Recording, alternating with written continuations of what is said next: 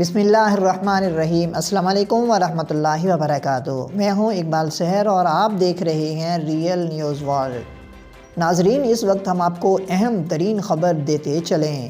India کے زیر انتظام کشمیر کے ضلع بانڈی پورہ میں عسکریت پسندوں کے حملے میں ایک پولیس افسر ہلاک جبکہ 4 زخمی ہو گئے ہیں۔ اطلاعات کے مطابق انڈیا کے زیر انتظام کشمیر کے شمالی ضلع بانڈی پورہ میں عسکریت پسندوں کے ایک گرینیڈ حملے میں ایک پولیس افسر ہلاک ہو گیا ہے جبکہ 4 زخمی ہو گئے۔ حکام کا کہنا ہے عسکریت پسندوں نے جمعے کی دوپہر پولیس اور بارڈر سیکیورٹی فورس کی مشترکہ ٹیم کو ضلع بانڈی پورہ میں نشاط پارک کے قریب نشانہ بنایا۔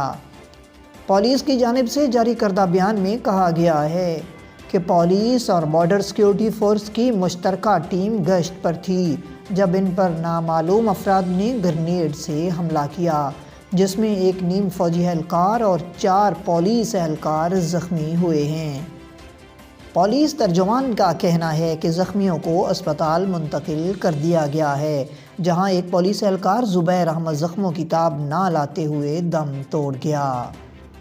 پولیس ترجمان نے اپنے ایک بیان میں کہا ہے کہ واقعے کے فوراً بعد وسیع علاقے کا محاصرہ کیا گیا اور اس سلسلے میں تحقیقات شروع کی گئی ہیں اور اس حملے کے تمام کوائف اور پس منظر کا پتہ لگایا جائے گا۔